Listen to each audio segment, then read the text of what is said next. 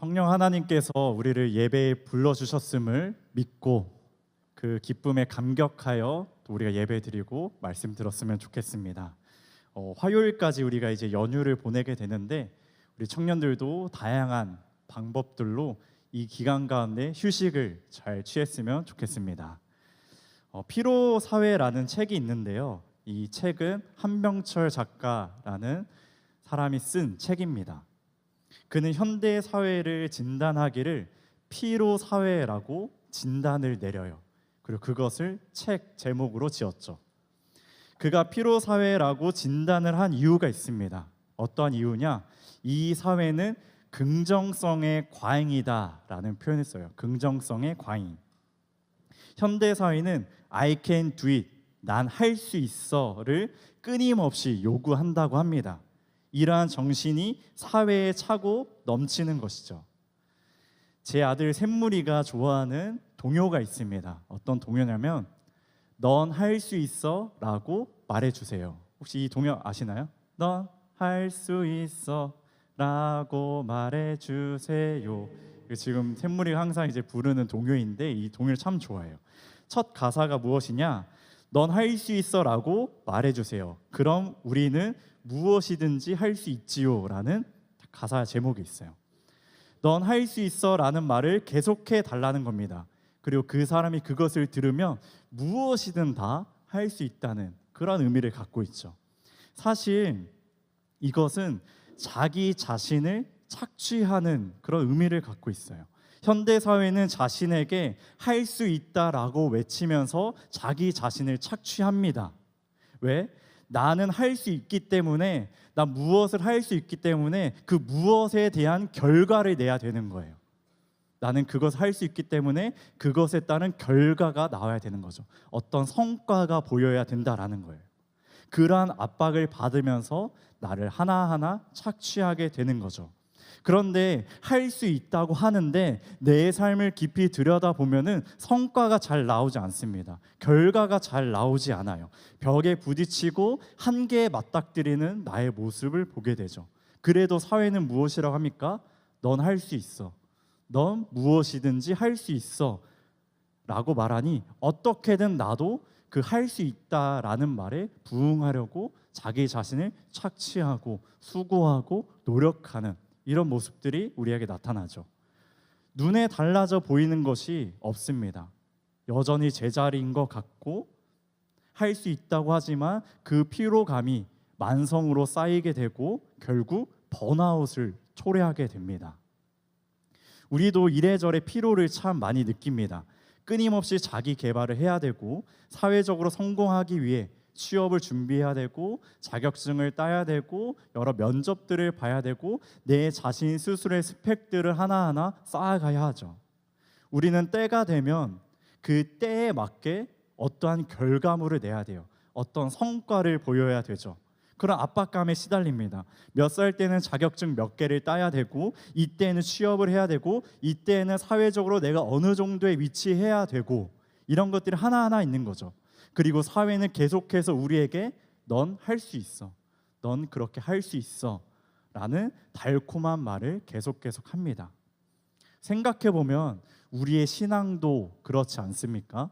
신앙도 어떤 성과를 내야 하는 것 같아요.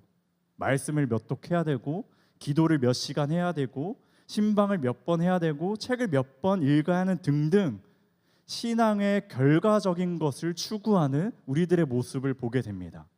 그리고 여기 이면에도 할 수 있다의 긍정성의 과잉이 내포되어 있는 거죠. 우리는 이러한 압박감에 시달려 피로한 신앙을 하게 됩니다. 우리 청년들은 신앙이 피로하십니까? 우리 한번 그것을 진단해 봅시다. 갈라디아서 3장 10절입니다. 제가 읽어드리겠습니다. 무릇 율법 행위에 속한 자들은 저주 아래에 있나니 기록된 바 누구든지 율법책에 기록된 대로 모든 일을 항상 행하지 아니하는 자는 저주 아래에 있는 자라 하였음이라. 율법 행위에 속한 자들은 저주 아래에 있다고 합니다. 그 이유는 율법을 항상 행하지 않기 때문이죠. 율법 행위에 속한 자들은 어느 한 율법을 지킬 수 있진 모르지만 항상 그 모든 율법을 지킬 수는 없습니다. 신명기 27장 26절에 이렇게 말씀하죠. 이 율법의 말씀을 실행하지 아니하는 자는 저주를 받을 것이라 라고 말씀하고 있어요. 율법 행위에 속한 자들이 율법을 지킬 수 있다고 하지만 모든 율법을 지킬 수 없기에 이 말씀에 따라 저주 아래에 있다라고 말을 하는 겁니다. 자, 이제 이 율법 행위에 속한 자들이 누구인지를 또 한 번 더 살펴보겠습니다. 계속 여러 번 말했는데 갈라디아 교인들은 할례라는 율법의 행위를 따랐다고 했습니다. 할례라는 율법 행위를 지켰죠. 그리고 그들은 그것으로 유대 공동체에 들어갔다고 했습니다. 그들은 유대 공동체에 들어감에 따라 이제 자신들에게 주어진 율법을 잘 지켜 살아갈 수 있다라고 생각을 한 거죠. 왜죠? 그들은 할례를 통해 구원받은 백성이 되었고 구원받은 백성이니 이 율법을 지켜 살아갈 수 있다라고 생각을 한 겁니다. 다시 말해 그들은 율법을 따라 율법을 지킨다라는 프레임을 갖고 있는 거예요. 이것이 옳은가요? 이것이 맞습니까? 우리는 그렇지 않다는 것을 쉽게 알 수 있어요. 그들이 잘못되었다는 것을 알고 느낄 수 있습니다. 그러나 이것이 나의 모습이라는 것을 느끼기는 참 어려워요. 우리에게도 사실 보면 그들과 같은 모습이 나타납니다. 율법을 따라 율법을 지킬 수 있다라고 생각하죠. 할 수 있음의 자기 착취적인 신앙이 우리에게 있다라는 말입니다. 우리가 겉으로는 은혜를 말하면서 내면 속에는 내가 열심히 하면 될 수 있다, 신앙은 내 힘으로 노력하면 할 수 있어 라는 자기 착취적인 신앙을 품고 있는 거죠. 예를 들어 신앙의 포트폴리오라고 할까요? 이번 주는 성경 25장, 기도 1시간, 라이트하우스 참여, 교회 봉사 1회, 잘잘청 교육 참여 등등 신앙생활을 포트폴리오처럼 하나씩 쌓아가는 겁니다. 다른 말로 신앙의 스펙이라고 할 수 있죠. 신앙도 스펙처럼 차곡차곡 성취하는 것, 어떤 성과를 내야 하는 것으로 우리들이 많이 여기게 됩니다. 물론 제가 성경 읽는 것, 기도하는 것, 훈련하는 것, 교육하는 것, 기도에 참여하는 것, 이 자체를 부정하는 것은 아니에요. 이것은 주님을 향해 나아가는 것, 온전한 제자로 양육되는 데 필수적인 겁니다. 그러나 우리가 그것을 어떠한 태도로 취하고 있느냐, 그것이 문제라는 거예요. 이것이 나의 신앙의 포트폴리오라고 여긴다면 그것은 결국 자기 착취적인 신앙이 되어버리고 맙니다. 우리는 신앙을, 믿음 생활을 피로하게 여기게 되는 거죠. 우리 청년들은 어떤가요? 자기 착취적 신앙을 하고 있진 않습니까? 그것으로 나 자신을 스스로 평가하고 판단하고 비난하고 내 스스로의 내면의 비판자가 되어 스스로 정죄하고 있진 않습니까? 또 다른 피로신앙의 근원이 하나 더 있습니다. 갈라디아서 3장 11절 상반절입니다. 제가 읽어드릴게요. 또 하나님 앞에서 아무도 율법으로 말미암아 의롭게 되지 못할 것이 분명하니, 말씀에 보면 율법으로 의롭게 되지 못하는 것이 분명하다라고 말합니다. 율법으로는 의롭게 하지 못해요. 율법으로는 완전을 향해 가지 못합니다. 근데 많은 그리스도인들이 완벽주의 성향에서의 신앙생활을 하고 있습니다. 어느 누구는 2명 중에 1명은 이러한 성향을 갖고 있다라고 하는데요. 완벽주의라는 정서적인 문제가 우리를 괴롭히게 만들어요. 데이빗 시멘즈가 저술한 상한 감정의 치유라는 책이 있습니다. 그 책의 챕터 3에서 완벽주의 그리스도인이라는 것에 대해서 3가지로 이제 말을 하는데요. 그는 완벽주의란 무엇인가 라는 정의를 내렸을 때 그것으로 나타나는 증상들을 살펴보면서 그는 완벽주의 그리스도인이다 라는 평가를 내려요. 그 기준들을 이제 하나씩 보겠습니다. 몇 가지가 있는데, 첫째, 꼭 해야 한다는 무서운 압박감이라고 합니다. 자신이 무슨 일을 잘하지 못했을 때 드는 감정이에요. 이런 압박감은 내가 무언가 잘해야 되는데 잘 되지 않았을 때 나에게 오는 압박감. 나는 좀 더 잘해야 해. 나는 좀 더 잘했어야 해. 나는 좀 더 잘할 수 있어야 해 라고 내 자신에게 계속 스스로 묻는 것이죠. 그러면서 비판하는 겁니다. 두 번째는 낮은 자존감과 자기 멸시입니다. 하나님은 진정으로 나를 기뻐하시지 않을 거야, 이렇게 자신을 채찍질하며 자신과 하나님을 만족시키기 위해 더 많은 노력을 하는 거죠. 그러나 결코 원하는 데에 이르지 못하여 더욱 자신을 멸시하게 됩니다. 마지막으론 강박과 율법주의입니다.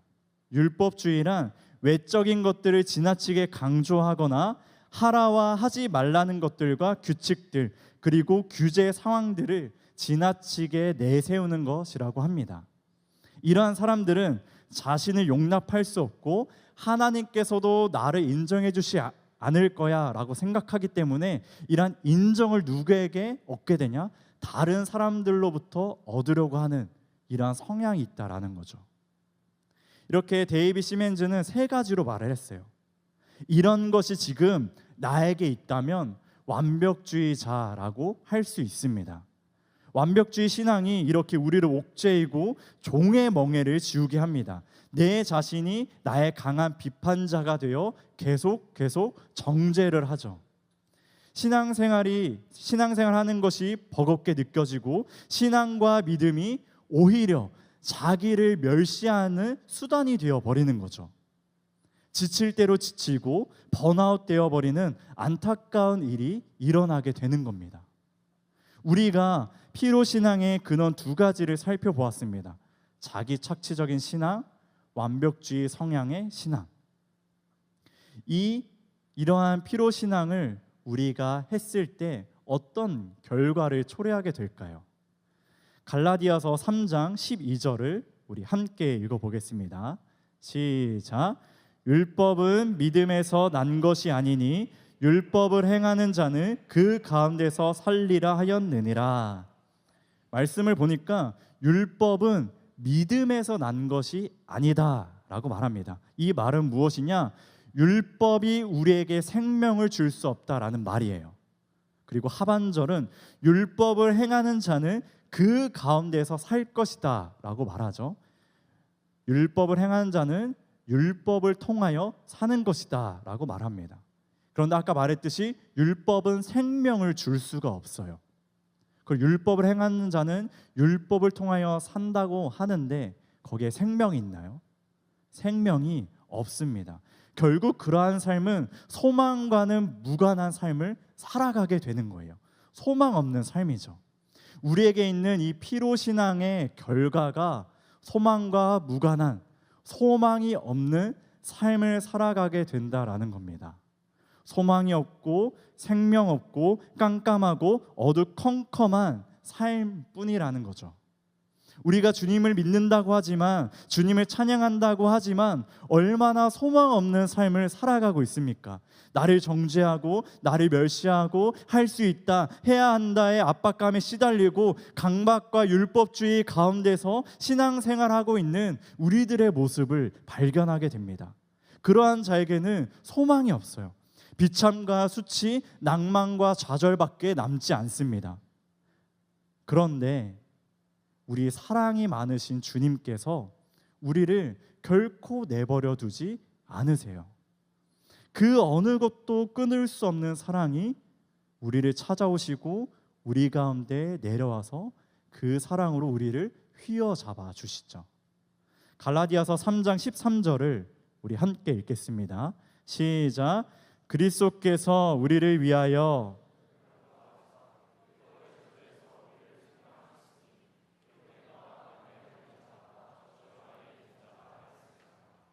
그리스도께서는 우리를 위하여 저주를 받으십니다. 저주 받으실 이유가 없는데 우리를 위하여 저주를 받으신다는 거예요. 왜? 왜 예수님께서 우리를 위하여 저주를 받으십니까? 이것을 상고해 볼 때 속량이라는 개념을 한번 생각해 보겠습니다. 이 속량이란 제도는 레위기법에 나옵니다.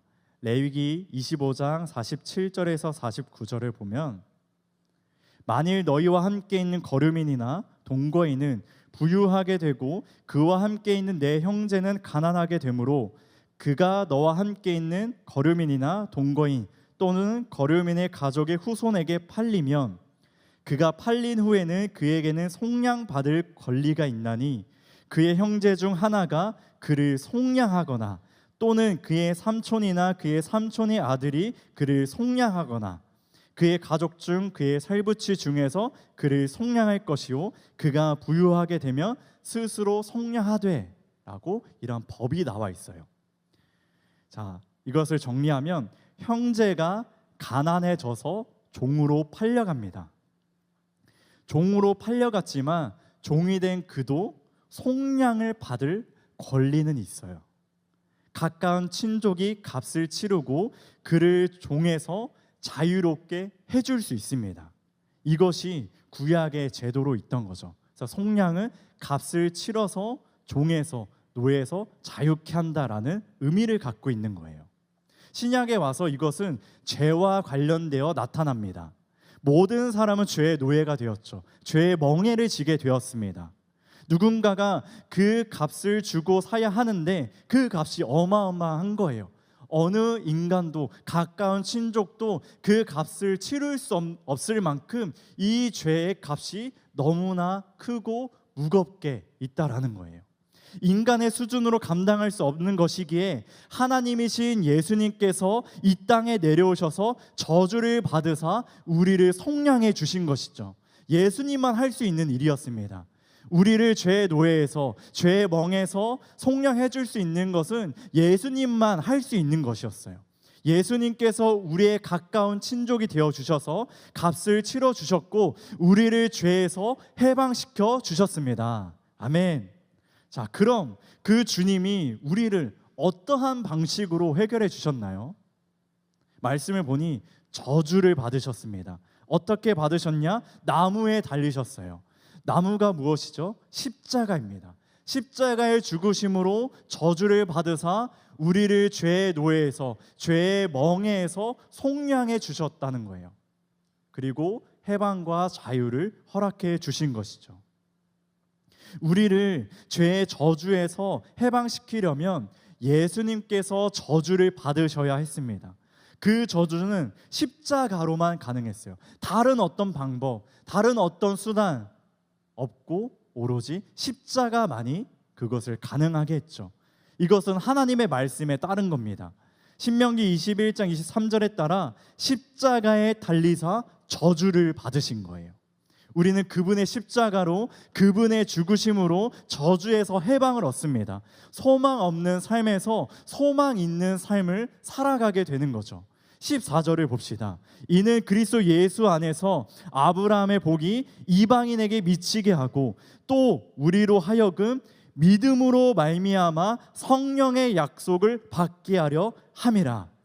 우리는 예수님의 십자가로 저주에서 해방되어 소망 가운데 자유를 누리는 삶을 살게 되는데 이 14절이 우리가 이제 누리게 되는 자유가 무엇인지를 말해줍니다.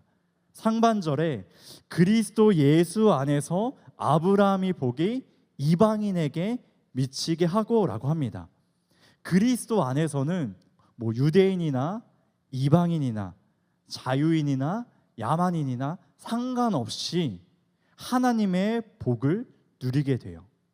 육적인 혈통이 중요한 것이 아니라 어느 공동체에 속했다는 것이 중요한 것이 아니라 그리스도 안에서 하늘의 권속이 되었다는 것이 중요하죠.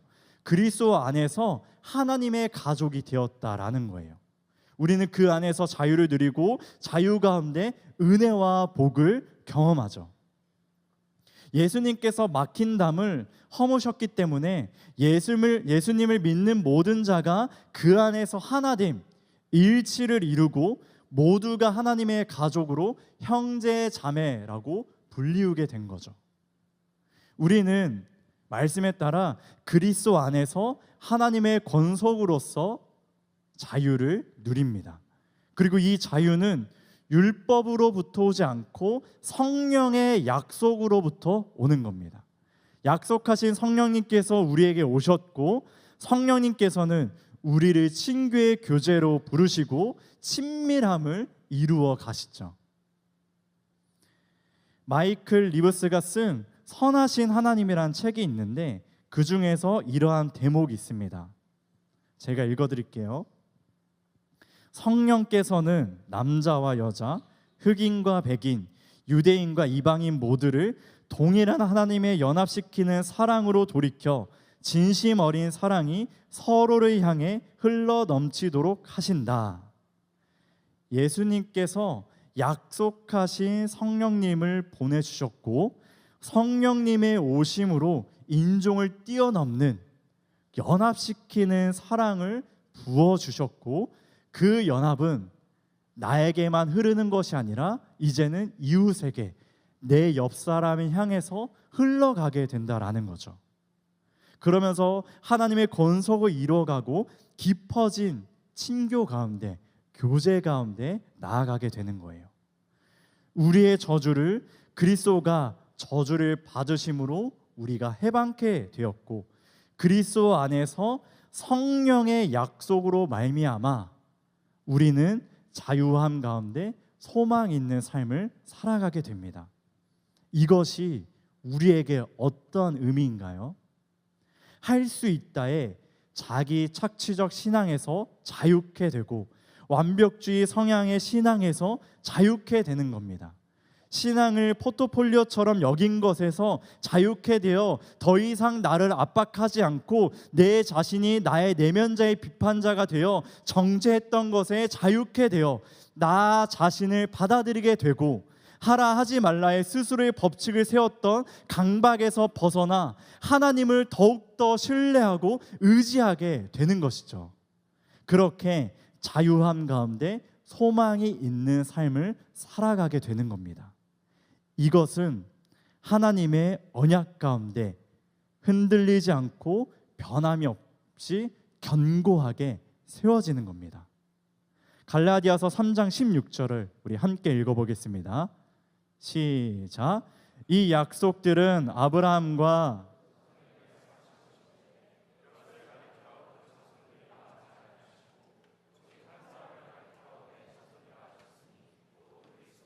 아멘. 바울은 하나님과 아브라함이 맺은 언약의 중심을 그리스도라고 말을 하죠.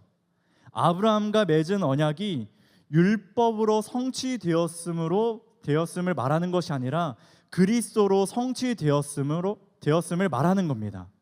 그리스도가 언약을 성취하셨기에 그 언약은 유효할 수밖에 없으며 그 무엇보다 강한 효력이 생기게 되는 거죠. 그리고 성령 하나님께서 이것을 보증하십니다.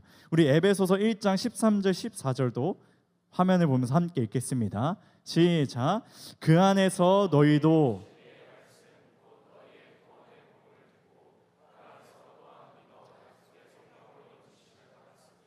이는 우리의 기업의 보증이 되사 그 얻으신 것을 속량하시고 그 영광을 찬송하게 하려 하심이라. 아멘.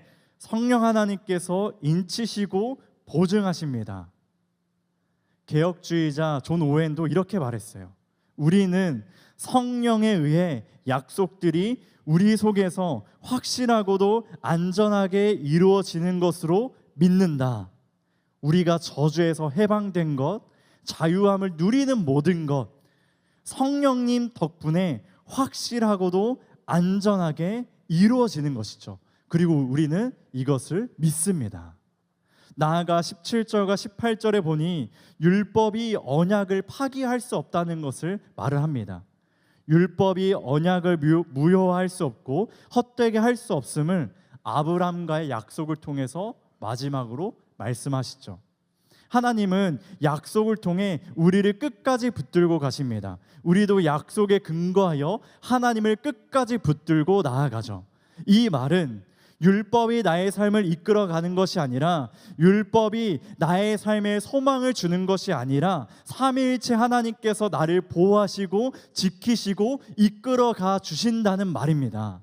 내가 조금 부족할지라도, 내가 조금 연약할지라도 언약은 신실하기에, 견고하기에 넘어지지 않고 버틸 수 있고 소망을 가지고 나에게 주어진 삶을 살아갈 수 있는 겁니다. 철로 역정 중 한 이야기를 하면서 말씀을 마무리하고자 합니다. 철로 역정에 보면 주인공 크리스천과 그의 동료 소망이라는 사람이 나오고, 그들이 천성문을 향하여 이제 걸어가게 됩니다. 그 걸어가는 중에 헛된 확신이라는 사람을 만나게 돼요. 그 사람에게 미혹되어서 곁길로 빠지게 됩니다. 그 곁길에 의심의 성이라는 곳이 있었고, 절망의 거인에게 붙잡혀 감옥에 갇히게 돼요. 절망의 거인은 크리스천과 소망의 신앙을 무너뜨리기 위해 그 감옥에 가두고 심하게 구타를 하게 됩니다. 그럴수록 이 크리스천의 마음은 점점 흔들리죠. 그때 크리스천은 한 가지 떠올립니다. 나에게 있는 그 열쇠 하나를 기억하게 돼요. 그것은 어떤 열쇠였냐? 약속이라는 열쇠였습니다. 그래서 크리스천과 소망은 그 약속의 열쇠를 가지고 감옥문을 열고 의심과 절망의 성에서 빠져나올 수 있게 되었어요. 약속이라는 것은 이렇게 의심과 절망에서 빠져나올 수 있게 하는 것이죠. 자기 착취적 신앙, 완벽주의적 신앙에서 빠져나오게 하는 것은 성령의 약속입니다. 성령의 약속이 나를 자유케 하죠. 할 수 없어도 괜찮습니다. 조금 느려도 괜찮습니다. 하나님을 만나 내가 누구인지, 나의 한계가 무엇인지 생각해 보십시오. 예수님께서 우리를 저주에서 해방시켜 주셨고, 우리는 그리스도 안에서 성령의 약속을 따라 하늘의 권속 안에서 자유를 누립니다. 이 자유는 성령 하나님께서 확실하게 보증하세요. 자유함 가운데 거하십시오. 피로 신앙이 아니라 기쁨의 신앙, 즐거움 신앙, 기쁜 신앙으로 살아가길 바랍니다. 오늘 우리에게 주신 말씀을 통해 용기와 담대함을 가지시길 주님의 이름으로 축복합니다. 아멘. 우리 다 같이 일어나서 나의 하나님 찬양 고백하며 기도의 자리로 나아가겠습니다.